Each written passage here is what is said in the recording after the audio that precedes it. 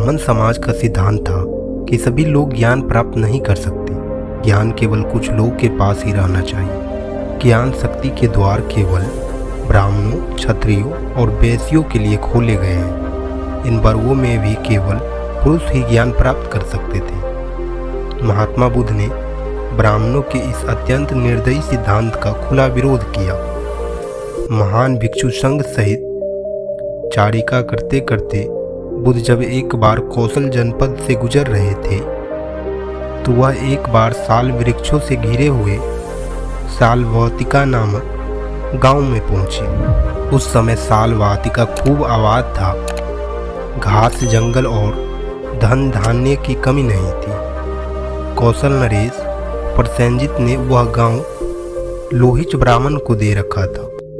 उस गांव पर उसका वैसा ही अधिकार था मानो वह वहां का राजा हो। लोहिच ब्राह्मण का मत था कि यदि कोई श्रमण या ब्राह्मण विद्या प्राप्त कर ले तो उसे किसी स्त्री या शूद्र को उस विद्या का दान नहीं करना चाहिए।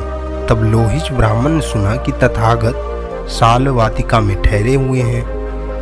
यह सुनकर उसने वैशिक नामक नाई को बुलाया और कहा, भले वैशिक, आ और जहाँ रमन गौतम ठहरे हैं वहाँ जा और जाकर उसका कुशल समाचार पूछ। तदंतर भिक्षु संघ सहित तथागत को कल के भोजन के लिए लोहिच ब्राह्मण का निमंत्रण दे आ। नाई ने कहा, बहुत अच्छा। लोहिच ब्राह्मण का कथन स्वीकार कर वैशिक नाई ने वही किया जो उसे करने के लिए कहा गया था। तथागत ने मौन रहकर उसकी प्रार्थना स्वीकार की। दूसरे दिन प्रातःकाल चीवर धारण कर पात्र चीवर ले भिक्षु संघ सहित तथागत सालवाटिका पधारे। लोहिच ब्राह्मण ने वैशिक नाई को ही तथागत को लाने के लिए भेजा था। वह कदम व कदम तथागत के पीछे पीछे चला आ रहा था। रास्ते में उसने तथागत को बताया कि लोहिच ब्राह्मण की यह मिथ्या दृष्टि है कि किसी स्त्री या शूद्र को विद्या नहीं देनी चाहिए। तथागत ने कहा, वैशिक, ऐसा हो सकता है। भगवान बुद्ध लोहिच ब्राह्मण के निवास स्थान पर पहुंचे और पीछे आसन पर बैठे। तब लोहिच ब्राह्मण ने भिक्षु संत सहित तथागत को अपने हाथ से भोजन, सब प्रकार के मधुर खाद्य भोज्य से समर्पित किया। जब तथागत भोजन कर चुके और भोजनांतर उसके हाथ तथा उनका पात्र भी धोया जा चुका तो लोहिच ब्राह्मण एक नीचा आसन लेकर तथागत के पास बैठ गया। इस प्रकार बैठे हुए उस लोहिच ब्राह्मण ने तथागत से पूछा, क्या यह सत्य है कि जैसा लोग कहते हैं कि तुम्हारा यह मत है कि स्त्रियों तथा शूद्रों को विद्या नहीं पढ़ानी चाहिए? लोहिच का उत्तर था, बिल्कुल सही है, ऐसा ही है। अच्छा लोहिच, अब तुम क्या सोचते हो? क्या तुम सालवाटिका के मालिक नहीं हो? हाँ, ऐसा ही है। उदाहरण के लिए समझो कि एक आदमी कहे, लोहिच ब्राह्मण का सालवाटिका पर अधिकार है, उसे ही सालवाटिका से प्राप्त तमाम कर और सालवाटिका की समस्त उपज का आनंद लेना चाहिए, किसी दूसरे के लिए कुछ नहीं छोड़ना चाहिए। तो इस प्रकार की बात करने वाला आदमी क्या उन लोगों के लिए खतरनाक नहीं होगा जो तुम पर निर्भर करते हैं? हाँ, यह उनके लिए खतरनाक होगा। तो क्या ऐसा खतरनाक आदमी उसका हितचिंतक समझा जाएगा? लोहिच बोला, नहीं, ऐसा आदमी उसका हितचिंतक नहीं होगा। जब वह उसकी हित चिंता नहीं करेगा तो क्या उनका मित्र होगा या शत्रु? शत्रु ही होगा। तो जो किसी को किसी का शत्रु बनाए, ऐसा सिद्धांत ठीक है या गलत? यह गलत सिद्धांत है। लोहिच, अब तुम क्या सोचते हो? क्या काशी और कौशल जनपद राजा प्रसेनजित के अधिकार में नहीं है? बिल्कुल है। लोहिच, अब उदाहरण के लिए समझो कि एक आदमी कहे, कौशल नरेश प्रसेनजित का काशी और कौशल पर अधिकार है, उसे ही काशी कौशल से प्राप्त तमाम कर और काशी कौशल की समस्त उपज का आनंद लेना चाहिए, किसी दूसरे के लिए कुछ नहीं छोड़ना चाहिए। तो इस प्रकार की बात कहने वाला आदमी क्या उन सब लोगों के लिए जो राजा प्रसेनजित पर निर्भर है, तुम और दूसरे सब लोग, खतरनाक नहीं होगा? गौतम, यह खतरनाक होगा। तो क्या ऐसा खतरनाक आदमी उसका हितचिंतक समझा जाएगा? लोहिच बोला, नहीं, ऐसा आदमी उसका हितचिंतक नहीं होगा। जब वो उसका हित चिंता नहीं करेगा तो क्या वह उसका मित्र होगा या शत्रु? शत्रु ही होगा। तो जो किसी को किसी का शत्रु बनाए, ऐसा सिद्धांत ठीक है या गलत है? ऐसा सिद्धांत गलत है। लोहित, तो तुम अब यह स्वीकार करते हो कि जो यह कहे कि क्योंकि साल वाटिका पर तुम्हारा अधिकार है, इसीलिए साल वाटिका के तमाम कर और सारी उपज का तुम्हें ही उपभोग करना चाहिए, किसी दूसरे के लिए कुछ नहीं छोड़ना चाहिए। और जो यह कहे कि काशी नरेश और कौशल जनपद का राजा प्रसेनजित का अधिकार है, इसलिए राजा प्रसेनजित को ही काशी कौशल के तमाम कर और सारी उपज का उपभोग करना चाहिए, किसी दूसरे के लिए कुछ नहीं छोड़ना चाहिए, तो ऐसा आदमी उन सब लोगों के लिए जो तुम पर निर्भर करते हैं, अथवा उन सब लोगों के लिए जो तुम्हारे सहित कौशल नरेश प्रसेनजित पर निर्भर करते हैं, खतरनाक नहीं होगा। जो दूसरे के लिए खतरनाक होगा वे उनके हित चिंतक नहीं हो सकते, वे उनके शत्रु तो हो सकते हैं। और जो सिद्धांत किन्हीं को किसी का शत्रु बनाए वह गलत सिद्धांत है। तो लोहित, जो आदमी यह कहता है कि स्त्रियों और शूद्रों को विद्या देनी चाहिए, वह आदमी भी उस आदमी के ही समान है। इसी प्रकार ऐसा आदमी उन दूसरों के पथ में रोड़े अटकाने वाला होगा और उसका हित चिंतक नहीं होगा। इस प्रकार ऐसा आदमी उसका हित चिंतक न होने के कारण उसका शत्रु हो जाएगा। और जो सिद्धांत किसी और को किसी और का शत्रु बनाए, यह गलत सिद्धांत है। बात तब की है जब महात्मा बुद्ध श्रीबस्ती में अनाथ पिंडक के जेतवन में विराज रहे थे। आनंद भिक्षाटन के लिए नगर में गया। भोजन करके वह पानी पीने के लिए नदी की तरफ चला गया। नदी के पास जाकर उसे नदी से घड़े में पानी भरती एक लड़की दिखाई दी। आनंद ने लड़की से पानी मांगा। लड़की का नाम प्रकृति था। वह विनम्रता से बोली, मैं आपको पानी नहीं दे सकती, मैं एक चंडाल कन्या हूँ। आनंद ने मधुर मुस्कान के साथ कहा, मुझे तुम्हारी जाति नहीं चाहिए, मुझे तो बस पानी चाहिए। प्रकृति ने जब आनंद को पानी पिलाया, पानी पीकर आनंद जेतवन की ओर चल पड़े। लड़की आनंद से इतनी ज़्यादा प्रभावित हुई कि वह उसके पीछे पीछे चल दी। उसने आनंद का निवास स्थान देखा तथा उसके बारे में समस्त जानकारी निकाल ली।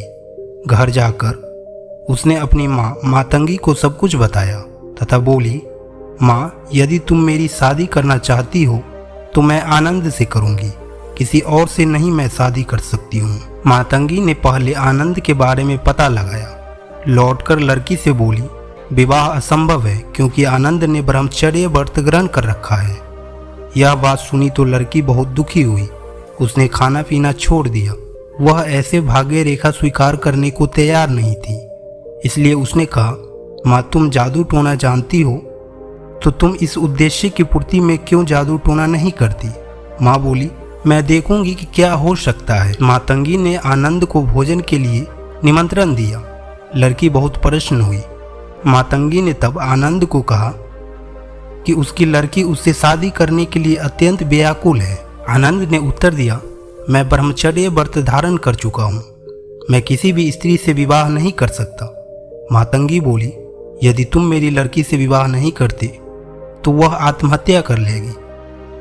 उसकी तुम्हारे प्रति इतनी अधिक आशिकित है। आनंद का उत्तर शांत भाव से भरा था, मैं असमर्थ हूँ। मातंगी घर में गई और लड़की से कहा कि आनंद तो विवाह करने से इनकार करता है। प्रकृति चिल्लाई, माँ, तुम्हारा जंतर मंत्र काम नहीं कर रहा क्या? मातंगी बोली, मेरा जंतर मंत्र तथागत के जंतर मंत्र के विरुद्ध असर नहीं करता। लड़की चिल्लाई, माँ, दरवाज़ा बंद कर दे, उसे बाहर न जाने दे। मैं देखूंगी कि आज की रात को वह मुझे अपनी पत्नी रूप में कैसे नहीं ग्रहण करता है। माँ ने वैसा ही किया जैसा लड़की चाहती थी। रात होने पर माँ ने कमरे में बिस्तर लगा दिया। लड़की ने अपने आप को अच्छी से अच्छी तरह अलंकृत किया और अंदर आई। आनंद पर इसका कुछ प्रभाव नहीं पड़ा। अंत में माँ ने अपने जादू टोना का प्रयोग किया। परिणाम स्वरूप कमरे में आग लग गई। माँ ने आनंद के कपड़ों को पकड़ा और बोली, यदि तुम अब भी मेरी लड़की से विवाह करना स्वीकार नहीं करते तो मैं तुम्हें आग में झोंक दूंगी। तब भी आनंद झुका नहीं। माँ और लड़की दोनों को हार माननी पड़ी। उन्होंने आनंद को स्वतंत्र कर दिया। वापस लौटकर आनंद ने सारी बीती बात बुद्ध को बताई। दूसरे दिन वह लड़की आनंद को खोजती हुई जेतवन पहुंची। आनंद भिक्षाटन के लिए निकल रहे थे। उसे देखा तो उसे बच निकलना चाहा, लेकिन जहां जहां आनंद गया लड़की ने भी पीछा किया। जब आनंद लौटा तो उसने देखा कि लड़की जेतवन विहार के दरवाजे पर खड़ी उसकी प्रतीक्षा कर रही थी। आनंद ने बुद्ध से कहा कि किसी प्रकार वह लड़की उसका पीछा नहीं छोड़ती है। बुद्ध ने उसे बुलावा भेजा। जब लड़की सामने आई तो तथागत ने प्रश्न किया, तू आनंद का पीछा किस लिए कर रही है? लड़की का उत्तर था कि वह उसे विवाह करके रहेगी। वह बोली, मैंने सुना है कि वह अविवाहित है, मैं भी अविवाहित हूँ। भगवान बुद्ध बोली, आनंद भिक्षु है, उसके सिर पर बाल नहीं। यदि तुम भी उसी की तरह मुंडन करा लो तो मैं देखूंगा कि कुछ हो सकता है। लड़की बोली, मैं इसके लिए तैयार हूँ। भगवान बुद्ध ने कहा, मुंडन कराने से पूर्व तुम्हें अपनी माँ से अनुमति लेनी होगी। प्रकृति अपनी माँ के पास गई और बोली, माँ, जो तुम नहीं कर सकती वह मैं कर सकी हूँ। भगवान बुद्ध ने वचन दिया है कि यदि मैं मुंडन करा लूँ तो वह आनंद से मेरा विवाह करा देंगे। मातंगी गुस्से में होकर बोली, तुम्हें ऐसा नहीं करना चाहिए और तुम्हें सिर पर बाल रखने चाहिए। तुम आनंद जैसे श्रमण से शादी करने के लिए इतना क्यों तड़पती हो? मैं किसी अच्छे इंसान से तुम्हारी शादी करा दूंगी। प्रकृति का उत्तर था, या तो मैं आनंद से शादी करूंगी या मर जाऊंगी। माँ दुखी भाव से बोली, तुम मेरा अपमान क्यों कर रही हो? प्रकृति दृढ़ता से बोली, यदि मैं तुम्हें प्रिय हूँ तो जैसा मैं चाहूँ वैसा मुझे करने दो। माँ ने अपना विरोध वापस ले लिया और लड़की ने मुंडन करा लिया। तब लड़की तथागत के सामने उपस्थित हुई। बोली, आपके आदेश के अनुसार मैंने अपना मुंडन करा लिया है। तथागत ने कहा, आखिर तू चाहती क्या है? उसके शरीर का कौन सा हिस्सा जिसे तुम्हें प्रेम है? लड़की बोली, मैं उसकी नाक से प्यार करती हूँ, मैं उसके मुंह से प्यार करती हूँ, मैं उसके कानों से प्यार करती हूँ, मैं उसकी आवाज़ से प्यार करती हूँ, मैं उसकी आंखों से प्यार करती हूँ, मैं उसकी चाल से प्यार करती हूँ। तब तथागत बोले, क्या तुम जानती हो कि आंखें आंसुओं का अड्डा मात्र है, नाक सीढ़ का घर है, मुंह में थूक ही भरा रहता है, कानों में मैल ही मैल होता है और शरीर तो मलमूत्र का खजाना मात्र है। जब स्त्री पुरुष सहवास करते हैं तो वे बच्चे को जन्म देते हैं। जहाँ जन्म है वहीं मृत्यु है, जहाँ मृत्यु है वहीं दुख भी है। लड़की, मैं नहीं जानता कि आनंद से शादी करके तू क्या पाएगी। प्रकृति गंभीरतापूर्वक सोचने लगी और इस परिणाम पर पहुंची कि आनंद से शादी करना बेकार है, जिसके लिए वह मरी जा रही है। बुद्ध को अभिवादन कर लड़की बोली, अज्ञान के वशीभूत होकर ही मैं आनंद के पीछे लगी थी। अब मेरी आंखें खुल गई है। मैं उस नाविक की तरह हूँ जिसकी नौका एक दुर्घटना के बाद दूसरे किनारे जा लगी है। मैं एक आरक्षित वृद्ध पुरुष की तरह हूँ जिसे सुरक्षा मिल गई है। मैं उस अंधे पुरुष की तरह हूँ जिससे दृष्टि प्राप्त हो गई है। तथागत के ज्ञानामृत ने मेरी निंद्रा भंग कर दी है। भाग्यवान है प्रकृति, यद्यपि तू चंडाल कन्या है, किंतु तू श्रेष्ठ पुरुषों और स्त्रियों के लिए आदर्श का काम करेगी। तू नीच जाति की है सही, लेकिन ब्राह्मण तुझसे शिक्षा ग्रहण करेंगे। न्याय और धर्म के पथ से विचलित न होना।